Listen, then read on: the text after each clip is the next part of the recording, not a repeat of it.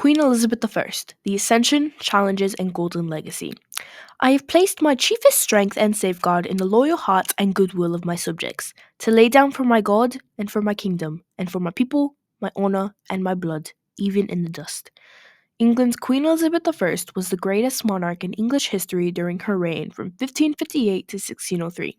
From defeating the strongest army to uniting a country tearing itself apart by religious conflicts, en route to making England prosper into a wealthy, strong, and united country, Elizabeth was a pathway to an economic, artistic, military, political, and cultural revival.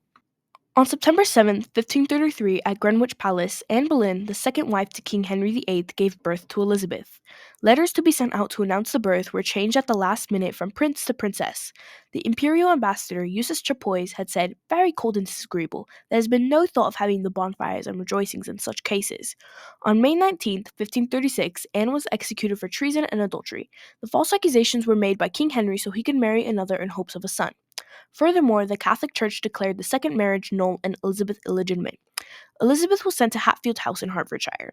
She returned in 1537 when Jane Seymour, the third wife, gave birth to her brother, Edward. Then she was sent back. Even though she was illegitimate, her father had appointed her tutors. She excelled in her studies under scholars Roger Ascham and John Check.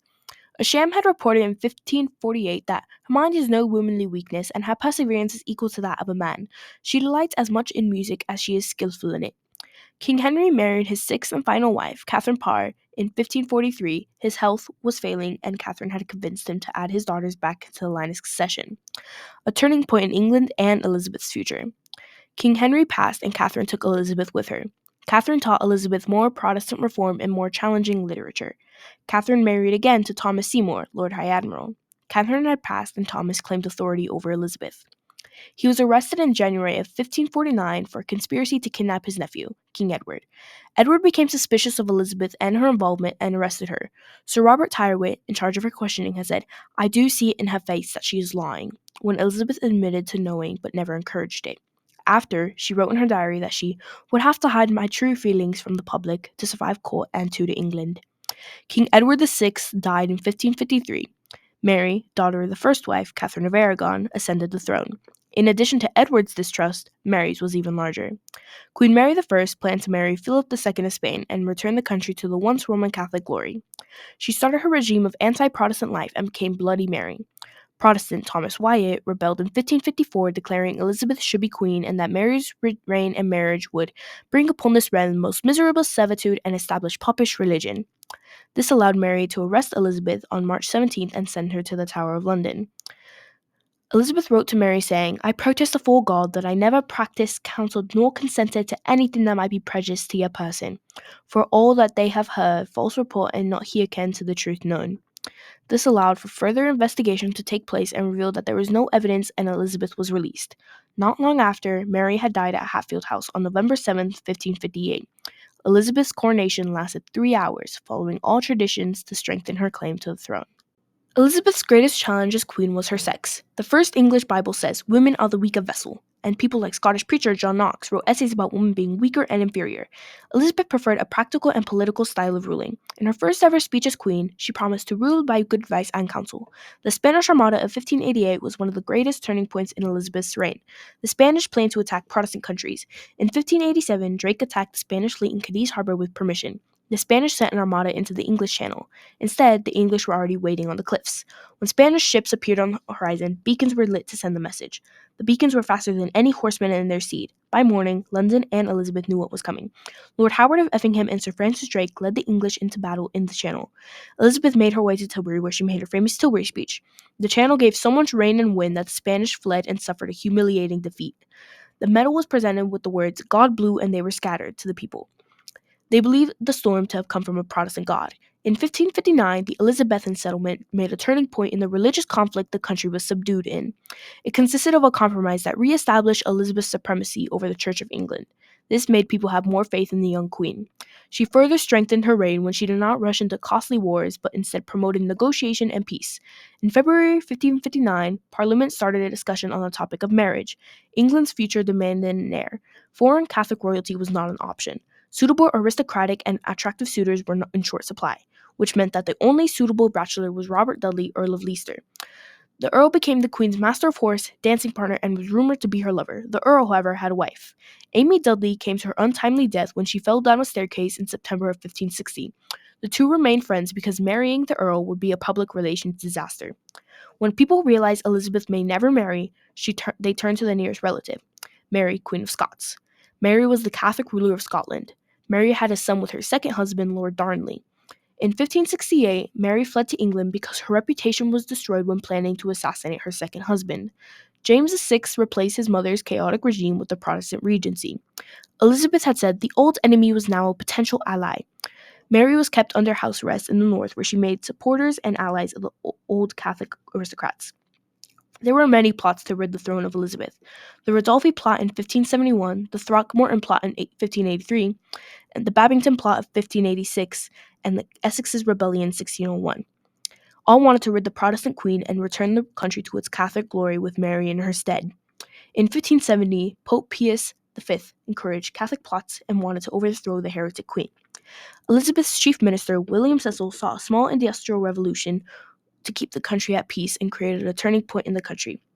The workforce grew, making England a self-reliant manufacturer of all goods.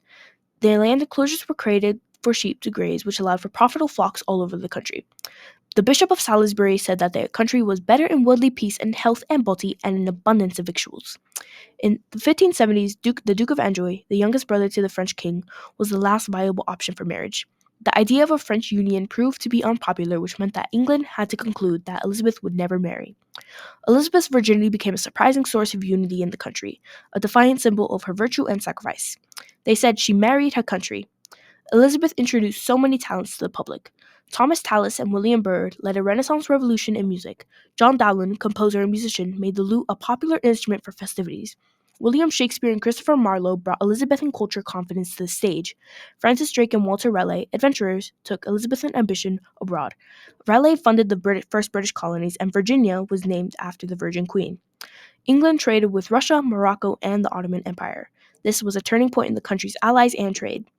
Elizabeth's Secretary of State, Francis Walsingham, embodied the darker side of Elizabeth's reign, Elizabeth's fear of conspiracy. Walsingham had Jesuit priests who served Catholic families banished, and anyone hiding a priest would be guilty of a crime. Walsingham had a network of spies to seek out the priests and traitors. In 1586, Walsingham uncovered the Babington plot, a plot to liberate Mary. He created a trap. He let the plot continue unnoticed until Mary revealed her involvement. Elizabeth ordered Mary's execution in Fotheringhay Castle. The rest of her reign was quiet, and Elizabeth had passed at Richmond Palace by illness on March 24th, 1603. John Stowe said, "There was such a general sighing, groaning, and weeping, as the like had not seen or known in the memory of man." Elizabeth was buried at Westminster Abbey with her sister. In Elizabeth's last speech, she said, "Though God hath raised me high, yet this I count the glory of my reign, that I have reigned with your loves. You may have many a wiser prince sitting in this seat, but you never have or shall have any who loves you better," further proving how much she cared for her people. James VI of Scotland, Mary's son, ascended to the throne in 1603 and became James I of England. A member of Parliament had said, "Though after her death we may have many stepdames, yet shall we never have a more natural mother unto us all." Elizabeth became a great turning point in history when she made England into a world power. Elizabeth's religious compromise protected England from the religious wars that took over Europe in the early 1600s. After her death, the country went into economic decline and there were disagreements in the council. The country ruined itself again during the Civil War.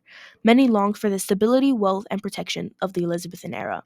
Centuries later, her accomplishments and efforts were recognized and praised. She became the legend, Good Queen Bess, a virtuous ruler and heroic general.